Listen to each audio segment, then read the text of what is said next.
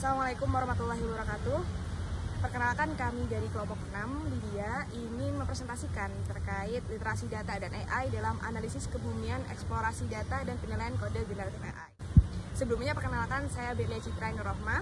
Saya Dia Kasiku Semanti. Saya Marunata Tobing. Saya Gibral Aulia Rizky. Saya Dimyati. Aku Brodha Fesmoyo. Dimulai dari latar belakang tugas ini adalah radiasi matahari yang kita ketahui mempengaruhi seluruh proses alam yang ada di bumi. Terutama kita eksklusifkan di Bandung. Dengan kondisi material pegunungan, energi surya memiliki potensi yang perlu dianalisis lebih lanjut. Big data dan kecerdasan buatan dapat meningkatkan pemahaman terhadap pola iklim lokal dan potensi energi surya, serta membantu dalam visualisasi dan pengambilan keputusan. Harapannya, pemanfaatan teknologi ini dapat mendukung perencanaan penggunaan energi surya yang lebih optimal dan mengatasi tantangan perubahan iklim di Bandung. Selanjutnya, tujuan laporan ini adalah mengumpulkan dan menilai data radiasi matahari serta parameter meteorologi di Bandung, berkolaborasi dalam kelompok untuk bertukar ide tentang analisis data kebumian, menerapkan teknik eksploratory data, analisis atau EDA, dan metode visualisasi untuk data kebumian. Terakhir adalah menilai hasil generatif AI dalam pembuatan skrip untuk analisis kebumian. Selanjutnya, sumber data. Data diambil dari pengamatan meteorologi dan radiasi matahari di Bandung, Jawa Barat di Indonesia. Data berkaitan dengan kondisi kebumian yang berhubungan dengan fenomena meteorologi dan radiasi matahari. Di sini aku akan menjelaskan tentang metode analisis, di mana metode analisis ini ada dua, analisis statistik deskriptif dan juga visualisasi data. Di mana pada analisis statistik deskriptif ini ada tiga, yaitu perhitungan statistik dasar, analisis data kosong, dan juga interpretasi statistik. Selanjutnya ada visualisasi data, di mana ada visualisasi distributif, temporal, hubungan, dan perbandingan. Dan juga metode yang lain yang digunakan ada perhitungan koefisien, analisis regresi, dan juga interpretasi korelasi. Selanjutnya ada perangkat lunak, library yang digunakan pada Python ini. Kami gunakan Pandas, NumPy, Matplotlib, Seaborn, dan juga SciPy. Selanjutnya untuk perangkat lunak sendiri yang digunakan yaitu ada dua, ada ChatGPT, ada BART dari Google. Selanjutnya saya akan menjelaskan mengenai statistik deskriptif. Untuk yang pertama yaitu ada statistiknya, ada meannya. Pada temperatur itu menunjukkan suhu rata-ratanya sekitar 23 derajat Celcius, yang dimana cocok dengan iklim yang tropis. Selanjutnya ada GHI yang rata-ratanya yaitu sekitar 203,19, dimana itu tuh memiliki suatu potensi radiasi yang tinggi. Selanjutnya ada DNI, itu ada sekitar 144,25. Rata-ratanya sangat rendah namun bervariasi dan distribusinya miring ke kanan. Selanjutnya yaitu ada DHI, rata-ratanya lebih bervariasi. Selanjutnya ada DNI, nilainya sekitar 144,25. Sama seperti GHI, variasinya yaitu miring ke kanan. Selanjutnya ada relative humidity, sangat tinggi sepanjang tahun yaitu rata-ratanya sekitar 86,9. Ada wind spread atau kecepatan angin, rata-ratanya yaitu sekitar 1,5 meter per second. Umumnya sangat rendah dan Bandung ini memiliki potensi energi angin yang cukup rendah juga. Ada pressure yang cukup stabil, di situ angkanya sekitar 943,4 Pascal. Di sini saya akan menjelaskan tentang visualisasi data.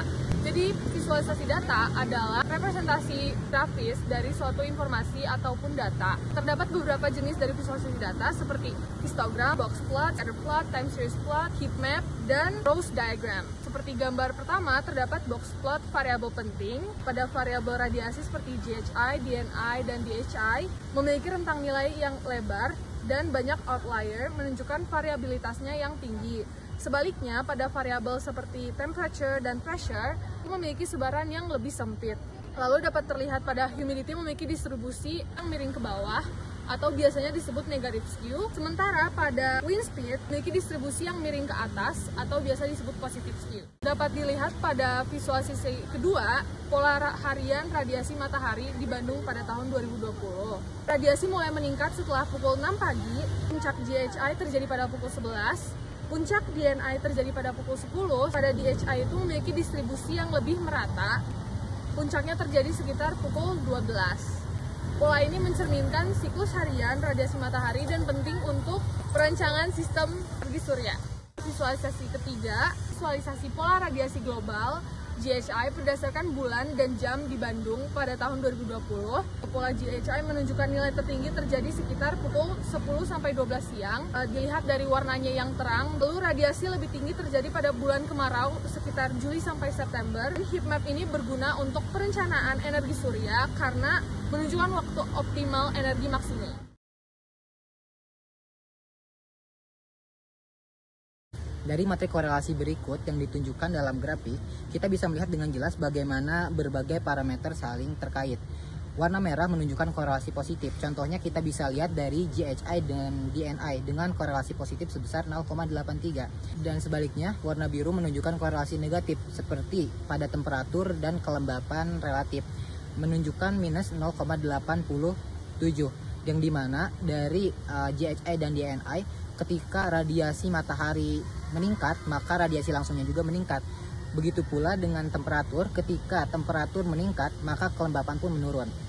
Setelah kita memahami bagaimana data ini berkorelasi, kita akan mengeksplorasi hal-hal menarik lainnya mengenai peran teknologi AI generatif dalam membantu proses analisis data kebumian. Jadi ketika kami membandingkan antara perbandingan AI hasil dari Google dan BART dibandingkan dengan manual, dari AI sendiri menghasilkan kode analisis yang baik, namun ternyata masih umum, jadi masih kurang interpretasi sehingga kita perlu menganalisis lebih dalam lagi. Sedangkan perbandingan data yang kita buat manual memiliki data yang lebih komprehensif, beragam, dan yang paling terpenting adalah interpretatif. Jadi untuk kesimpulan penilaian antara metode manual dan metode AI, untuk metode analisis manual ini hasilnya lebih komprehensif, interpretatif, dan beragam daripada generatif AI. Namun kode yang dihasilkan dari generatif AI ini cukup baik untuk analisis yang lebih mendalam. Sedangkan kelemahan dari generatif AI ini masih kurang interpretasi otomatis dan juga masih general. Berdasarkan analisis data radiasi matahari dan parameter meteorologi di Bandung 2020, kami menyimpulkan beberapa kesimpulan. Yang pertama, ada potensi energi surya. Jadi di Bandung ini memiliki energi surya yang cukup baik dengan nilai GHI maksimum ini ada di 1000. Kemudian yang kedua, ada pola musiman. Di Bandung ini juga cukup jelas dengan nilai tertinggi pada musim kemarau dan nilai terendah pada musim hujan. Yang ketiga, ada pola harian. Radiasi matahari menunjukkan pola harian yang konsisten dengan nilai tertinggi itu ada di tengah hari dan nilai 0 pada malam hari. Untuk yang keempat, ada hubungan antar parameter. Nah, terdapat korelasi yang signifikan antara berbagai parameter radiasi dan meteorologi. Nah, untuk yang kelima, ada karakteristik iklim. Data ini menunjukkan karakteristik iklim dataran tinggi tropis di Bandung ini cukup khas dengan rata-rata sekitar 23 sampai 24 derajat Celcius. Nah, untuk yang keenam ini yang terakhir, ada penilaian generatif AI seperti BART dan ChatGPT yang menghasilkan kode Python yang fungsional untuk analisis data radiasi. Namun untuk manual ini hasilnya akan lebih komprehensif dan beragam. Nah, yang selanjutnya ada saran. Yang pertama, ada perluasan periode data karena data ini cukup spesifik ada di tahun 2020 saja. Yang kedua, ada analisis spasial. Akan lebih baik apabila ada perbandingan antara kota-kota lain di luar Bandung. Yang ketiga, ada pemodelan prediktif.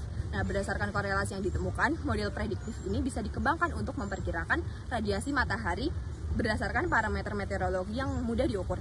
Nah, untuk yang keempat, ada aplikasi energi surya. Hasil analisis ini bisa digunakan untuk optimasi desain dan operasi sistem energi surya di Bandung. Nah, yang kelima, ada pengembangan generatif AI.